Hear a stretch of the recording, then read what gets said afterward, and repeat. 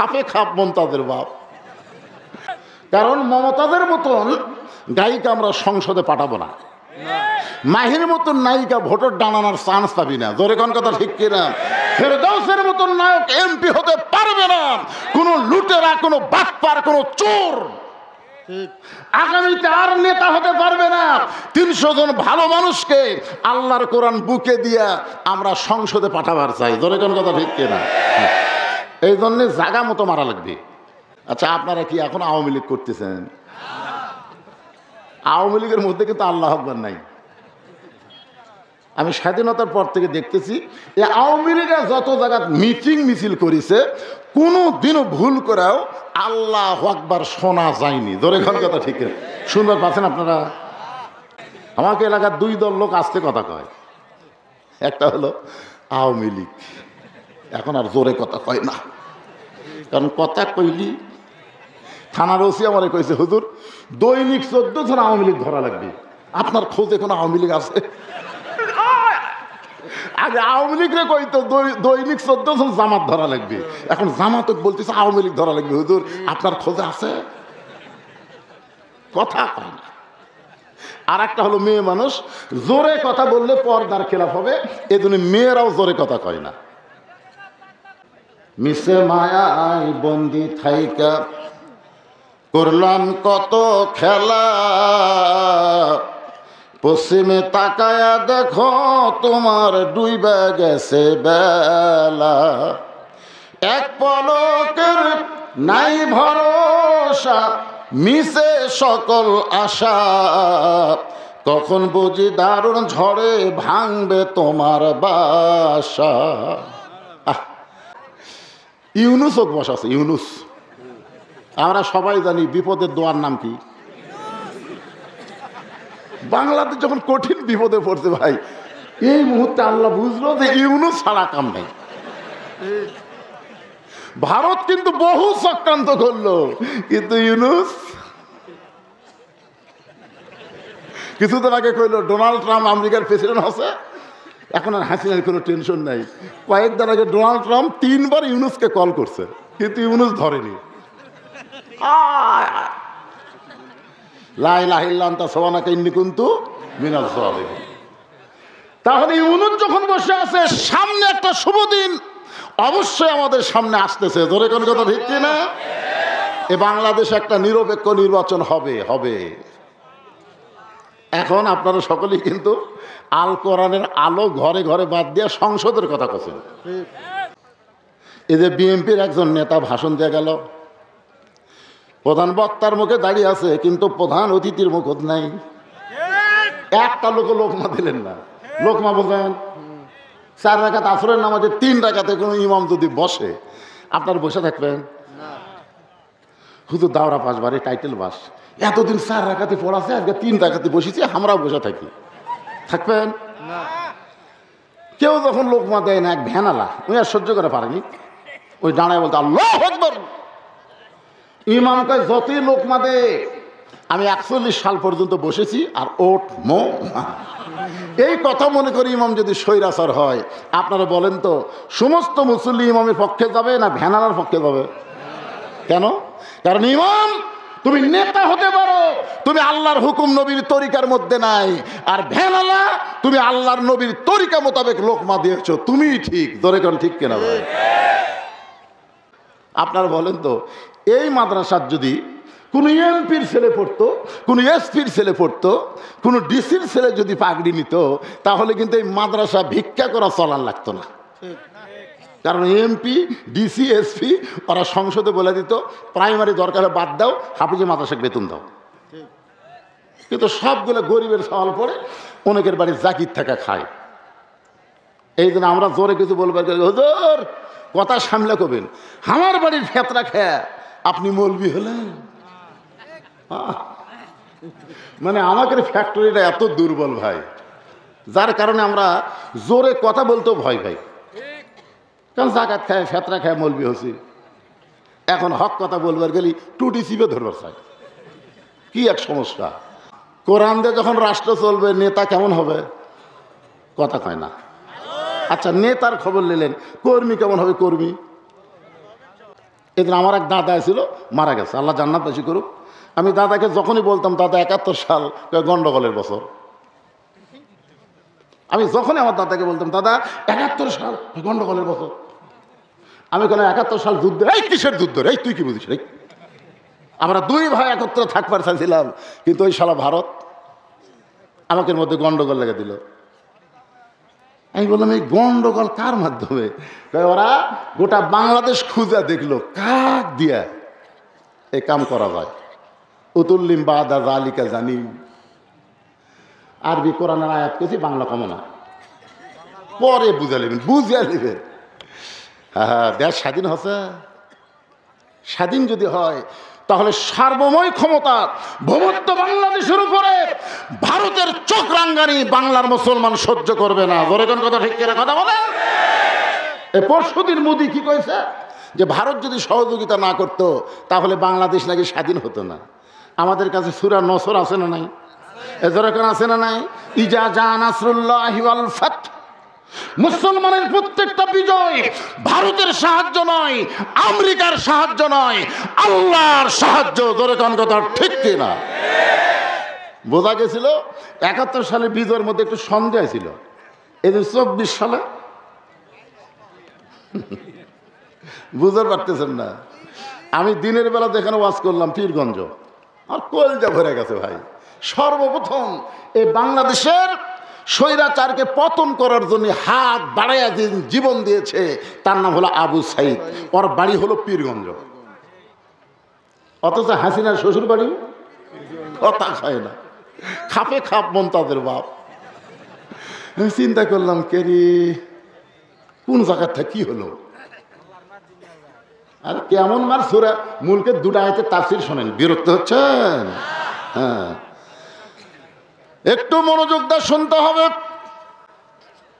ওমর ফারুক বলতেছেন, রাখাল ভাই আমার পরিচয় যখন শুনতে চাও তাহলে আমি হলাম একজন মুসলমান। রাখাল মুচকি মুচকি হাসার বলে, আসল না নকল? আপনার বলেন তো ওমর ফারুক কি নকল? আল্লাহ রাসূল বলেছে আমার পরে কেউ যদি নবী হতো লাও কানা ওমর। সেই ওমরকে বলতেছে আসল না নকল? ওমর ফারুক বলে, রাখাল মুসলমান মুসলমান, এর মধ্যে আসল নকল কি? রাখাল বলতেছে আসল মুসলমান যারা হবে তারা চাওয়ার ব্যাপারে সতর্ক থাকবে। আসল মুসলমান জীবন দিবে কিন্তু বাতিলের কাছে সাহায্য চাবে না। জোরে কোন কথা ঠিক কি না? আসল মুসলমান জীবন দেয়নি, জোরে কোন দেয়নি। মতিউর রহমান নিজামীকে উকিল বলতেছে আপনি একটা ইসলামী আন্দোলনের আমির, আপনি যদি রাষ্ট্রপতির কাছে দরখাস্ত লেখেন রাষ্ট্রপতি আপনার ফাঁসি মাফ করে দিবি। আপনি রাষ্ট্রপতির কাছে দরখাস্ত লেখেন, মৃত্যুদণ্ড মাফ হয়ে যাবে। নিজামী সাহেব বললেন, এ উকিল এই সময় তুমি আমার মুখে হাসি ফুটাই দিলে। উকিল বলে, হাসির কি বললাম? নিজামী সাহেব বলতেছে, তাহলে শোনো, স্বাধীনতার পর থেকে 3 জন রাষ্ট্রপতিকে আমি ক্ষমতার থাকা অবস্থায় মরা দেখছি। একটা হলো বঙ্গবন্ধু শেখ মুজিবুর রহমান, একটা জিয়াউর রহমান, একটা জিল্লুর রহমান। যে সমস্ত রাষ্ট্রপতি ক্ষমতার চেয়ারত থাকতে নিজেই মরা যায় তাদের কাছে ইমানদার কোনোদিন জীবন ভিক্ষা চায় না। কারণ ইমানদার জানে ইয়া কানা বুধু ইয়া কানাস্তাইন, চাইতে হবে একমাত্র কার কাছে? এমনি এমনি এমনি এমনি বিয়ে না করে কবেন আল্লাহ আমাকে একটা পুত্র দাও। দেখেন, ইয়া কানা বুধু ইয়া কানাস্তাইন, আল্লাহর গোলামি না করে আল্লাহর কাছে সাহায্য চাইলে হবে না। বাংলাদেশে অনেক লোক আছে জান্নাত চাই, অতই সোজা। ফাদখুলি ফি ইবাদি ওয়াদখুলি জান্নাতি, আগে আল্লাহর গোলাম হও তারপরে জান্নাতে যাও। জোরে কোন কথা ঠিক কি না? চিন্তা করে দেখেন। উকিল বলতেছে তাহলে আপনার ফাঁসি হবে। রাষ্ট্রপতির কাছে দরখাস্ত যদি না লেখেন তাহলে আপনার ফাঁসি হবে।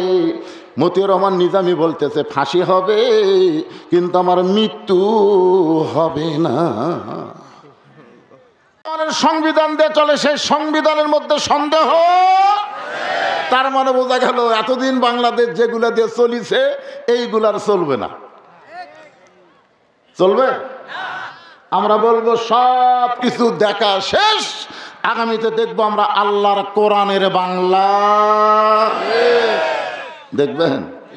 তাহলে ওই প্রাইমারি, বিশ্বাস করেন, ওই প্রাইমারি মাদ্রাসা হবে আর এই মাদ্রাসা প্রাইমারি হবে, বিশ্বাস করেন। প্রাইমারিকে আমরা হাফেজি মাদ্রাসা বানাবো, আর যারা আগডুম বাগডুম শিখবি তারা যাক নিচে যাক, সারা নিচে যাক। কারণ খায়রুকুম মান তাআল্লামাল কোরআন ওয়া আল্লামা, আল্লাহ রাসূল বলেছেন ওই ব্যক্তির চাইতে শিক্ষিত, সম্মানিত, দামি কেউ নাই যে আল্লাহর কোরআন শিখেছে এবং অপরকে কোরআনের শিক্ষা দেয়। এই জন্য আমার সঙ্গে কোরআন থেকে তাফসির করব সূরা মুলকের 2টা আয়াত। অ্যাঙ্গেলের দিন শেষ, এখন ডাইরেক্টের বাংলাদেশ। আমি আগে হাসিনা সরকারের সময় হক কথা করছি, এই জন্যই তো ঢুকতে দেয়নি, কিন্তু ডাইরেক্ট কোনো কথা বলিনি, মার দিছি অ্যাঙ্গেলে। ধরে কেন কি ওইটা একটা কলিজার মধ্যে ঢুকে কই বলি চলবি না। আমি খালি চিন্তা করি অ্যাঙ্গেলের কবে দিন শেষ হবি। মাশাআল্লাহ, 5ই আগস্ট অ্যাঙ্গেলের দিন শেষ, এখন ডাইরেক্টের বাংলাদেশ। কোরআনের রাজনীতি আছে না নাই? ধরে কেন আছে না নাই? সূরা মুলক, যে সূরার অর্থই হলো রাজ্য, রাজত্ব, সেই সূরা থেকে আপনাদের সামনে 2টা আয়াত তেলাওয়াত করলাম। প্রথম আয়াত হলো তাবারাকাল্লাযী বিয়াদিহিল মুলকু ওয়া হুয়া আলা কুল্লি শাইইন কাদির। আচ্ছা, আপনারা কি এখন আওয়ামী লীগ করতেছেন? আওয়ামী লীগের মধ্যে কিন্তু আল্লাহ আকবার নাই। আমি স্বাধীনতার পর থেকে দেখতেছি এই আওয়ামী লীগের যত জায়গায় মিটিং মিছিল করেছে, কোনো দিনও ভুল করেও আল্লাহ আকবার শোনা যায়নি। ধরে এখন কথা ঠিক শুনবার পাচ্ছেন আপনারা? কোরআনের তেলাওয়াত শুনলে ইমান বাড়ে না কমে? ইমান বাড়ার লক্ষণ চুপ করে থাকা। শয়তান যদি তাড়াবার চান, সবচাইতে বড় অস্ত্রের নাম কি বুঝতে পারতেছেন না? আপনি সুবহানাল্লাহ আলহামদুলিল্লাহ যতই জিকির করেন, শয়তান কিন্তু লড়বি না। আর যেই বলবেন আল্লাহু আকবার, শয়তান আর থাকবে না। তা আপনাদের মাঝে কি শয়তান রাখবার চাচ্ছেন? প্যান প্যান করেন কে? আমাকে এলাকার 2 দল লোক আসতে কথা কয়। একটা হলো আওয়ামী লীগ, এখন আর জোরে কথা কয় না, কারণ কথা কইলি থানার ওসি আমারে কইছে, হুজুর দৈনিক 14 জন আওয়ামী লীগ ধরা লাগবে। আপনার খোঁজ এখন আওয়ামী লীগ আছে? আগে আওয়ামী লীগরে কইতো দৈনিক 14 জন জামাত ধরা লাগবে, এখন জামাত বলতেছে আওয়ামী লীগ ধরা লাগবে। হুজুর আপনার খোঁজে আছে? কথা কয় না। আর একটা হলো মেয়ে মানুষ, জোরে কথা বললে পর্দার খেলাফ হবে, এই জন্য মেয়েরাও জোরে কথা কয় না। এখন আপনারা কি করবেন? আপনারা সিদ্ধান্ত নেন। কোরআন আয়াত যখন তেলাওয়াত শেষ হবে, জবান খুলে বলতে হবে আল্লাহু আকবার। বলতে পারবেন? পারবেন? গলা খাকারে দেন। তাবারাকাল্লাযী বিয়াদিহিল মুলকু ওয়া হুয়া আলা কুল্লি শাইইন কাদির। বোঝা গেল? 5 তলা বিল্ডিং এর উপর তালা তুটে 1.5 লাখ টাকার খাট আর 12,000 টাকার কম্বল ওড়ে তামানে দিয়ে বলতেছে আমার বাড়ি, আমার ঘর, আমাক নামাই কে? যেরকম আমার বাপের দেশ, আমার দেশ। কি বাপের দেশ, আমার দেশ? 41 সাল। যেরকম কয় সাল? ফেরেশতারা বলতেছে আল্লাহ ঘুমানোর আগে একটা দোয়া পড়া লাগে, আল্লাহুম্মা বিইসমিকা আমুতু আহইয়া। এই দোয়া পড়া বাদ দিয়ে কি করলো? আমার বাড়ি, আমার ঘর, আমাক নামাই কে? আল্লাহ বলতেছে ফেরেশতারা একটু ধৈর্য ধর। রাত যখন 3টা বাজছে তখন একটা ভূমিকম্প হচ্ছে। ওই কিন্তু কই যে হামাক নামাই কে? 3টার সময় ভূমিকম্পে যখন বিল্ডিং লড়তেছে, ওই এত ফোর্সে নামছে ভাই, কম্বলের মধ্যে লঙ্গি খুলে আছে, ওটাও পরার টাইম নেই, ন্যাংটা হয়ে নামছে। ধরে কেন কি হয়ে নামছে? ফেরেশতাকে আল্লাহ নামাইলা নামাইলা, তাই বলে ন্যাংটা করে কে রে হাসিনা তুই নামবু না? আল্লাহ তো ন্যাংটা করে নামাছে। ধরে কোন কথা ঠিক কিনা? অহংকারের একমাত্র মালিক কে? তাবারাকাল্লাযী বিয়াদিহিল মুলক, গোটা পৃথিবীর রাজত্ব, কর্তৃত্ব, মালিকানা একমাত্র কার হাতে? ওয়া হুয়া আলা কুল্লি শাইইন কাদির, সমস্ত ক্ষমতার মালিক কে? বিশ্বাস করেন? মাশাআল্লাহ। এরপর আল্লাহ বলতেছেন আল্লাযী খালাকাল মাউতা ওয়াল হায়াতা লিয়াবলুয়াকুম আইয়ুকুম আহসানু আমালান ওয়া হুয়াল আজিজুল গফুর। মৃত্যু এবং হায়াত এই দুইটা নিয়েই তো আমাকে কি মিশে মায়ায় বন্দি থাইকা করলাম কত খেলা, পশ্চিমে তাকায়া দেখো তোমার ডুইবা গেছে বেলা, এক পলকের নাই ভরসা মিশে সকল আশা, তখন বুঝি দারুণ ঝড়ে ভাঙবে তোমার বাসা। খলাকাল মাউতা ওয়াল হায়াতা, আসলে আমাদের যে বিশ্বাস, এই বিশ্বাসে হওয়া লাগতো খলাকাল হায়াতা ওয়াল মাউতা, আগে জীবন তারপরে মৃত্যু, কিন্তু আল্লাহ বলতেছে আগে মৃত্যু তারপরে জীবন। মারাত্মক কথা। তার মানে রিটার্ন টিকিট ভাই, রিটার্ন টিকিট বোঝেন? যারা হজ করবার গেছে তারা বোঝে, মানে একসাথে দুই টিকিট। আরে ভাই কেন দুইটা? যা আন, যা। তার মানে কি? যা আপনি যদি যাই কারণ আমি আর যাবো না রে, 40 দিন পর পুলিশেরা খুঁজবে, কে রে এই কুটিকে পলানো রে, হয়তো কোনো বাড়ির লুকে আছে, পুলিশ খুঁজে পাচ্ছে না। কিন্তু আমাদের যখন রিটার্ন টিকিট শুরু হবে তখন আজরাইল খুঁজলে লুকা থাকা যাবে? এই জন্যে খুব খেয়াল করবেন, আল্লাহ অত্যন্ত গুরুত্ব দিয়ে আগে মৃত্যুর কথা বললেন, তারপর হায়াতের কথা বললেন। কেন বললেন?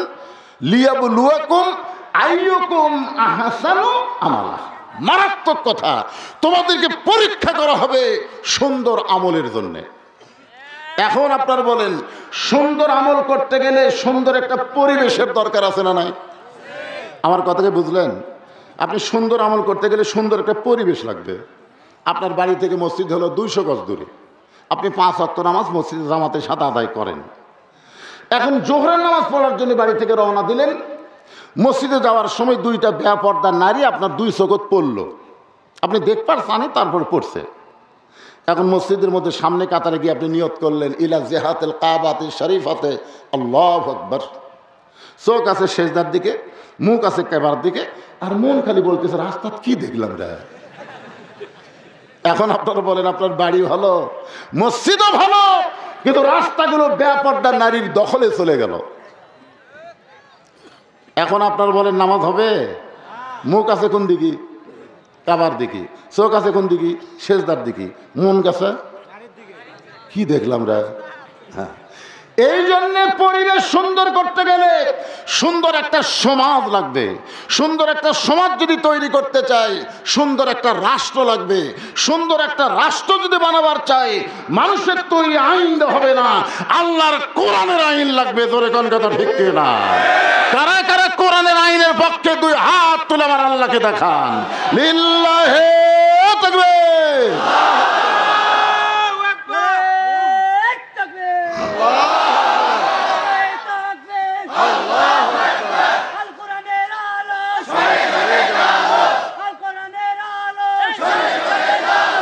সংসদে জানো আগামীতে শোনেন, আল্লাহ আমাদের ভাগ্য ভালো, ইউনুস বসাছে। ইউনুস, আমরা সবাই জানি বিপদের দোয়ার নাম কি? বাংলাদেশ যখন কঠিন বিপদে পড়ছে ভাই, এই মুহূর্তে আল্লাহ বুঝলো যে ইউনুস ছাড়া কাম নাই। ভারত কিন্তু বহু চক্রান্ত করলো, কিন্তু ইউনুস কিছুদিন আগে কইলো ডোনাল্ড ট্রাম্প আমেরিকার প্রেসিডেন্ট হচ্ছে, এখন আর হাসিনার কোনো টেনশন নাই। কয়েকদিন আগে ডোনাল্ড ট্রাম্প 3 বার ইউনুসকে কল করছে, কিন্তু ইউনুস ধরেনি। লা ইলাহা ইল্লা আনতা সুবহানাকা ইন্নী কুনতু মিনাল জালিমিন। তাহলে ইউনুস যখন বসে আছে, সামনে একটা শুভ দিন অবশ্যই আমাদের সামনে আসতেছে। ধরে কোন কথা ঠিক কিনা? এ বাংলাদেশে একটা নিরপেক্ষ নির্বাচন হবে। এখন আপনারা সকলেই কিন্তু আল কোরআনের আলো ঘরে ঘরে বাদ দিয়ে সংসদের কথা বলছেন, কারণ মমতাদের মতন গায়িকা আমরা সংসদে পাঠাবো না, মাহির মতন নায়িকা ভোটের ডানানোর চান্স পাবি না। জোরে কোন কথা ঠিক কিনা? ফেরদৌসের মতন নায়ক এমপি হতে পারবে না, কোন লুটেরা, কোন বাটপার, কোন চোর আগামীতে আর নেতা হতে পারবে না। ৩০০ জন ভালো মানুষকে আল্লাহর কোরআন বুকে দিয়া আমরা সংসদে পাঠাবার চাই। জোরে কোন কথা ঠিক কিনা? এই জন্য জাগা মতো মারা লাগবে। সূরা মুলকের তাফসীর শুনবেন আর গরম হবেন না। আমি বুড়া মানুষ, যে গরম হয় এখন কপাল ঘামতিছে। আল কোরআনের আলো সংসদে জালো, লিল্লাহে তাকবীর।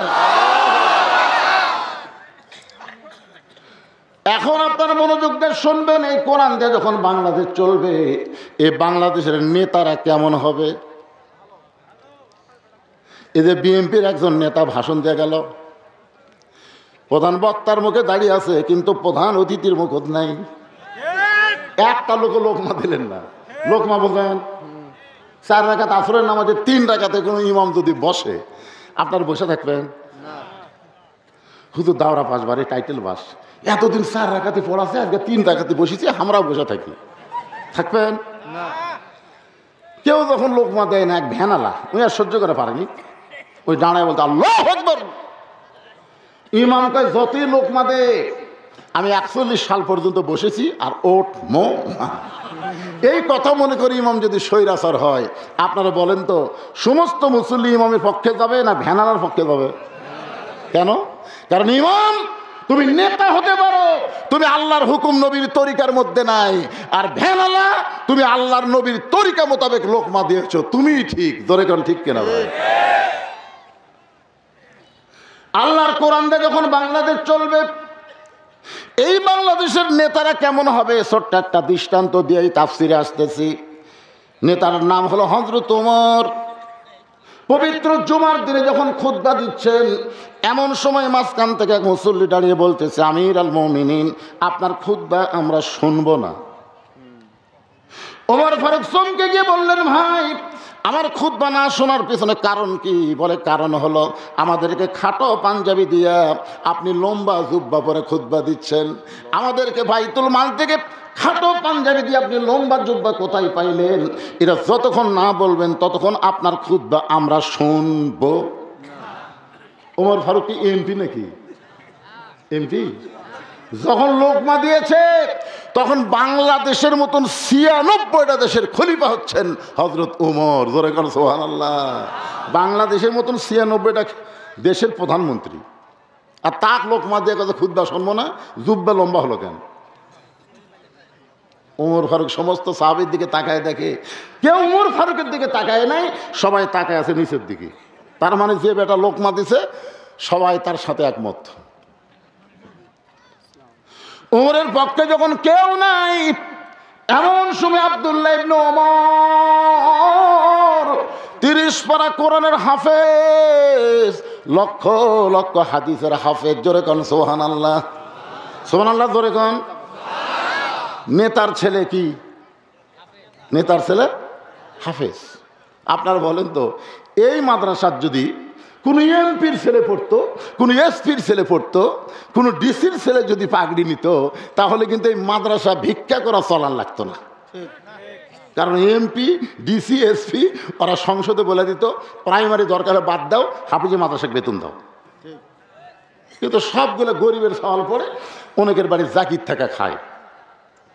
এই জন্য আমরা জোরে কিছু বলবার, হুজুর কথা সামলে করবেন, আমার বাড়ির ফেতরা খেয়া আপনি মৌলবি হলেন। মানে আমাদের ফ্যাক্টরিটা এত দুর্বল ভাই, যার কারণে আমরা জোরে কথা বলতেও ভয় পাই। কারণ জাকাত খায়, ফেতরা খায় মৌলবি হচ্ছি। এখন হক কথা বলবার গেলি টুটি চিপে ধরবার চাই, কি এক সমস্যা। আপনারা বলেন নেতার ছেলে 30 পারা কোরআনের হাফেজ, নেতার ছেলে লক্ষ লক্ষ হাদিসের হাফেজ। আব্দুল্লাহ ইবনে ওমর বাবার পাশে দাঁড়ায় বলতেছে, রে নবীর সাহাবীরা, তোমরা খাটো পাঞ্জাবি হলেও নতুন কাপড় পরে নামাজ পড়তে আইছো, কিন্তু আমার পরনে দেখো নতুন কোনো কাপড় নাই, আমি আজকে নতুন কোনো কাপড় পরতে পারি নাই। ওসমান গনি বলে, আব্দুল্লাহ, সবাই নতুন কাপড় পরেছে আর তুমি পুরাতন কাপড় পরে কেন নামাজ পড়তে আইলা? আব্দুল্লাহ বলতেছে, আমি যদি নতুন কাপড় পরতাম তাহলে আমার বাবার জুব্বা লম্বা হতো না, আমি যদি আজকে নতুন কাপড় পরতাম তাহলে আমার বাবার জুব্বা কি হতো না, লম্বা হতো না। দুনিয়ার সবাই যখন ঘুমাইছে, আমার বাবা চুপি চুপি আমার দরজায় গিয়ে ডাকতেছে, আব্দুল্লাহ।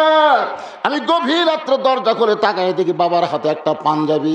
আমি বললাম, বাবা, একটা পাঞ্জাবি আমি পাইছি, আর একটা কি আমার দিবারাইছেন? সঙ্গে সঙ্গে ওমর ফারুক কোরআন থেকে তেলাওয়াত করলেন, ইন্নাল্লাহা ইয়ামুরুকুম আন তুআদ্দুল আমানাতি ইলা আহলিহা ওয়া ইযা হাকামতুম বাইনান নাস আন তাহকুমু বিল আদল। জোরে কোন সুবহানাল্লাহ। আব্দুল্লাহ রে, তুই একটা পাইছিস বাজান, আর একটা দিবার আসি নাই। এই পাঞ্জাবিটা আমার ভাগে পড়েছে। এত খাটো পাঞ্জাবি গায়ে দিয়ে আগামীকাল কেমনে খুতবা দিব? তোর পাঞ্জাবির তুই একটু আমার দান করে দে। আব্দুল্লাহ বলে, গভীর রাত্রে আমার কাপড়ের অংশ আমার বাবাকে দান করার পর বাবার কাপড় আমার কাপড় একত্র করে বাবা লম্বা জুব্বা বানায় খুতবা দেয়। এখন বলো, বাবার খুতবা শোনা যায় কি না যায়? সমস্ত সাহাবীরা কান্দের বলে, আল্লাহ, তোমার কোরআন দিয়ে যখন রাষ্ট্র চলবে, এমন ভালো মানুষকে নেতা হিসাবে জনগণ দেখতে পাবে। কোরআন দিয়ে যখন রাষ্ট্র চলবে, নেতা কেমন হবে? কথা কয় না। আচ্ছা, নেতার খবর নিলেন, কর্মী কেমন হবে? কর্মী ভালো হবে না? সুবহানাল্লাহ। ওমর ফারুক অর্ধ পৃথিবীর খলিফা, আল্লাহর কোরআন দিয়ে রাষ্ট্র চলায়। কোরআনের কর্মী কেমন নিজের চোখে দেখার জন্য ছদ্মবেশে মদিনার অলিগলি ঘুরতেছে, দেখি কোরআনের কর্মীরা কেমন। এই দেখতে গিয়ে দেখে দুই পাহাড়ের মাঝখানে বিস্তীর্ণ মরুভূমি। ওই মরুভূমির মধ্যে একজন রাখাল উট আর দুম্বা চড়ায়। ওমর ফারুক কোরআনের কর্মী তালাশ করার জন্য, দেখার জন্য রাখালকে সালাম দিলেন, আসসালামু আলাইকুম রাখাল ভাই, আমার পেটে ক্ষুধা লাগছে, আমি উটের এক পেয়ালা দুধ চাই। রাখাল খালি মুচকি মুচকি হাসে। ওমর ফারুক বলে, তোমার সালাম দিলাম, উটের দুধ চাইলাম, তুমি কিছুই কও না, হাসো কেন? রাখাল বলতেছে, পথিক, তুমি মনে হয় গরম, তুমি মনে হয় গরম, আমি তোমার সালামের উত্তর দেইনি, উটের দুধও দেব না। ওমর ফারুক বলেন, আমার অপরাধ কি? বলো, অপরাধ হলো আগে তোমার পরিচয় দাও, তুমি মালটা কে? এদিন ইসলামী আন্দোলন যারা করে তারা কিন্তু আসে আগে আপনাকে পরিচয় দেয়, ভাই আমি অমুক, আমি এই করি এই করি, পরিচয় দেয়, পরিচয় দিতে হবে তো। ওমর ফারুক চিন্তায় পড়ে গেলেন, আল্লাহর কোরআনের কর্মী দেখার জন্য ছদ্মবেশ ধারণ করেছি, এখন যদি আমার পরিচয় দেই তাহলে গুমর তো ফাঁস হয়ে যায়। ওমর ফারুক কি করবেন? এমন সময় আল্লাহর কোরআন সামনে এসে বলতেছে, ওমর, রাখাল যখন তোমার পরিচয় চাইছে, তুমি আসল পরিচয় দাও। তোমার আসল পরিচয় হলো মিল্লাতা আবিকুম ইব্রাহিম হুয়া সাম্মাকুমুল মুসলিমিন। আল্লাহু আকবার। এই আয়াতের বাংলা অর্থ কি ভাই রে? যাকে তাকে জাতির পিতা কন্যা ভাই। এখানে আল্লাহ বলতেছেন, মিল্লাত আবিকুম ইব্রাহিম হুয়া সাম্মাকুমুল মুসলিমিন, তোমাদের জাতির পিতা হলো ইব্রাহিম, যিনি তোমাদের নাম রেখেছে মুসলমান। আমরা যদি মুসলমান হই, সত্যিকার অর্থে আমরা যদি মুসলমান হই, তাহলে আমাদের জাতির পিতার নাম কি? আরো জোরে, জোরসে বলুন। তাহলে শেখ মুজিবর কি?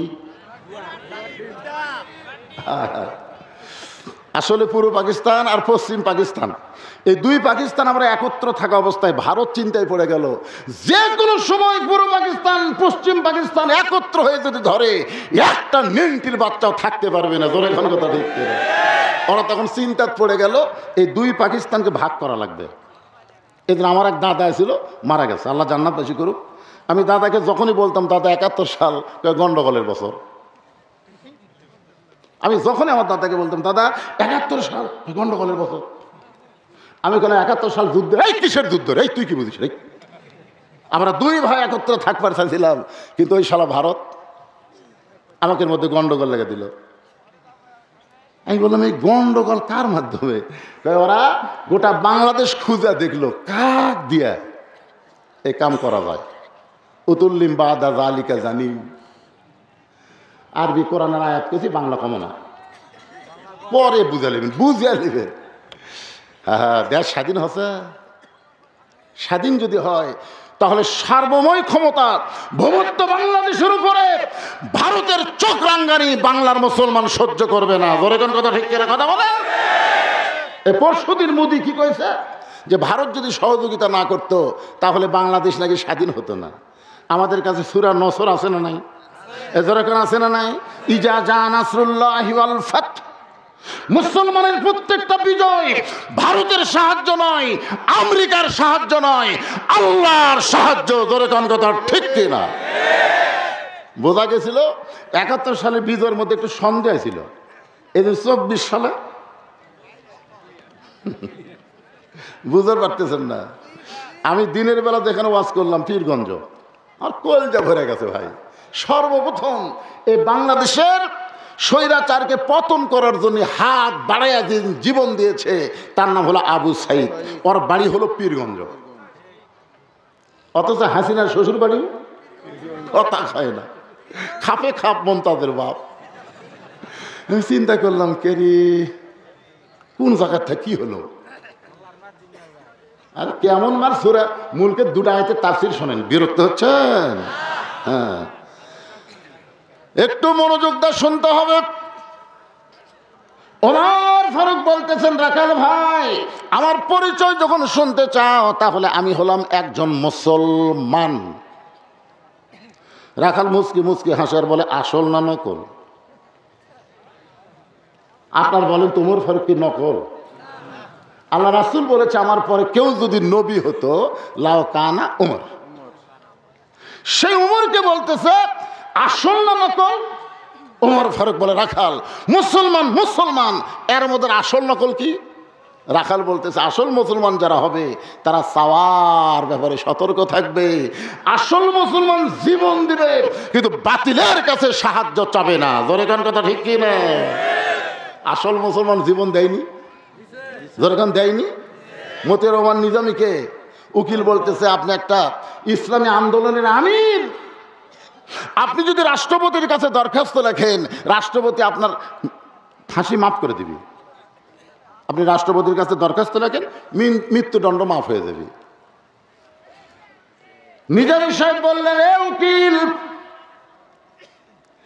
এই সময় তুমি আমার মুখে হাসি ফুটাই দিলে। উকিল বলে, হাসির কি বললাম? নিজামী সাহেব বলতেছে, তাহলে শোনো, স্বাধীনতার পর থেকে ৩ জন রাষ্ট্রপতিকে আমি ক্ষমতার থাকা অবস্থায় মরা দেখছি।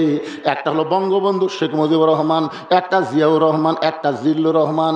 যে সমস্ত রাষ্ট্রপতি ক্ষমতার চেয়ারত থাকতে নিজেই মরা যায় তাদের কাছে ইমানদার কোনোদিন জীবন ভিক্ষা চায় না। কারণ ইমানদার জানে ইয়া কানা বুধু ইয়া কানাস্তাইন, চাইতে হবে একমাত্র কার কাছে?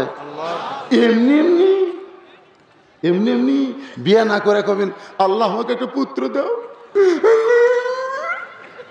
দেখেন, ইয়া কানা বুধু ইয়া কানাস্তাইন, আল্লাহর গোলামি না করে আল্লাহর কাছে সাহায্য চাইলে হবে না। বাংলাদেশে অনেক লোক আছে জান্নাত চাই, অতই সোজা। ফাদখুলি ফি ইবাদি ওয়াদখুলি জান্নাতি, আগে আল্লাহর গোলাম হও তারপরে জান্নাতে যাও। জোরে কোন কথা ঠিক কি না? চিন্তা করে দেখেন। উকিল বলতেছে তাহলে আপনার ফাঁসি হবে। রাষ্ট্রপতির কাছে দরখাস্ত যদি না লেখেন তাহলে আপনার ফাঁসি হবে। মতিউর রহমান নিজামী বলতেছে ফাঁসি হবে কিন্তু আমার মৃত্যু হবে না। উকিল কয় কে রে, পাগলা নাকি?